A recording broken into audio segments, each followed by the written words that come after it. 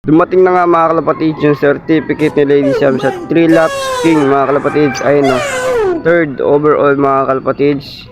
Update na rin tayo sa ating mga warriors.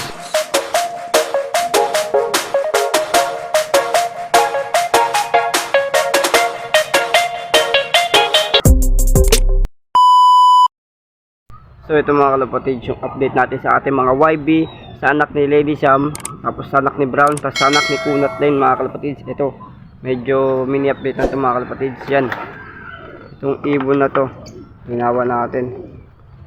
Ito mga kalapatids, kung napansin nyo, ito, Lady Sam yung postura mga kalapatids. So, yun o, medyo di pa siya nakapag-BS kasi ilang months pa lang sa akin to. 3 months pa lang ata to. Yun mga kalapatids. Tapos yung anak ni Brown naman, 2 months o 1 month malagpas lang. Ayun mga kalapatids. Tapos yung anak ni Kunat Line, yun, magkasing edadon sila neto.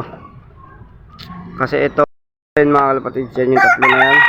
Medyo palipad na rin. In-update ko na rin kayo sa kapatid ni Kunat Line na malapit natin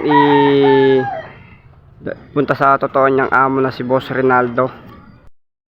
Ito mga kalapatids, yung kapatid ni Kunat Line, yun o, kapatid na buo ni Kunat Line mga kalapatids.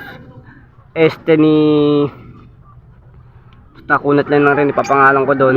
Bali ito si OC mga kalapatids, kaya OC of color. OC pinangalan ko sa kanya, depende na lang kay Boss Rinaldo. Yun, ang gandang ibon to mga kalapatids, kung napapansin nyo, quality na of color. Tapos si Kunat Line, ayun o, yun o, gandang ibon. Tapos ito yung kanyang hena pares, may naglilimlim na naman mga kalapatids. Ito yung nanay nito, naglilimlim na naman o. Yun o, update lang tayo mga kalapatids. And yun nga mga kalapatids, update tayo kay Lady Sam, sumampalad. Ayun mga kalapatids, wala si Lady Sam. And nawala siya nung nakaraang kargahan. 2 days nang wala si Lady sa mga kalapatids. Yung may alaalang naiwan, itong kanyang certificate mga kalapatids, yung 3rd overall champion sa 3 laps king. Ayun mga kalapatids, dumating kahapon. Yun, tanging alaala ni Lady sa pinaghirapan talaga ng ibon natin. Kahit wala siyang linyada, talagang pinakita niya na karapat dapat pa rin siya makapasok dito sa 3 laps king mga kalapatids. Porsigido kasi tayo na talagang pinapakita rin talaga natin sa ibon na kahit pa paano may suporta tayo sa ibon. Tapos yung ibon na didiskarte kung paano sila makakauwi mga kalapatids. Basta ang mahalaga lang dun, makauwi yung ibon natin ligtas.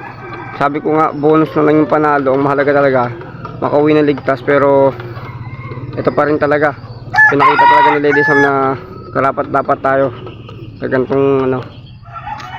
Kaya tayo nakapasok dito dahil din kay Lady Sam. Talagang uwi siya ng uwi. Pero ngayon, hindi naman siya umuwi. Ito mga kapatid, so.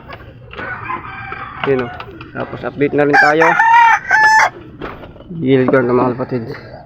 Yun, update tayo sa atin mga yan. Ito yung galing sa trabaho ko mga kapatid, so. Ito. Yung binigay sa akin ng kasamahan ko dati. Yan o. Yung ito itim na to. Tapos ito yung si Pango. Yung mga kapatid, kaya tinawag kong Pango. Tibihin yung ilong niya.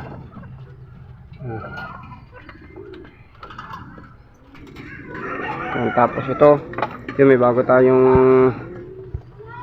prepare doon. Susubok tayo.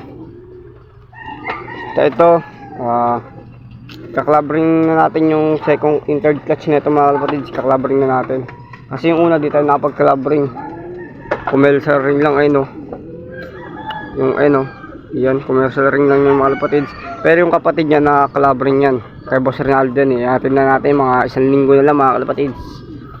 Tapos ito yung dating baldado. Ito, dating baldado. Ngayon, nakakalipad na. Sasalpak din natin ito mga kalapatids sa kung saan mayroong kargahan na malapit. Ito. Yung ibon na to. Kung saan mayroong kargahan na malapit. No? Tignan nyo yung kulay ng mata. Pakita ko sa inyo kulay ng mata mga kalapatids. Tagang ano yung mata mga kalapatids. Ito yung asawa niya. Pinasawaan ko siya ng magulang kasi bata pa to. yung asawa niyo. Tulong no. 2018 pa yan. Maganda yung lalabas. Ito mga kapatid, yung nakarang pauwian natin, may umuwi sa atin kahapon. Yung Sabado pauwian natin nata nun. Ay, hindi pala Sabado,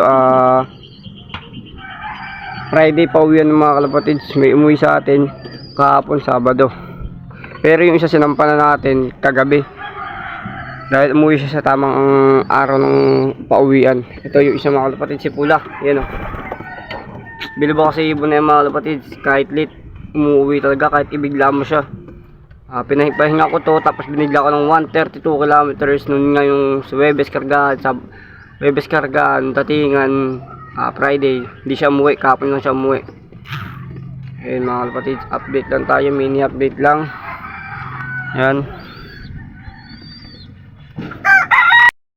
Mga kapatid, nag-aabang din tayo. Hanggang dito muna yung ating mini update. Peace out.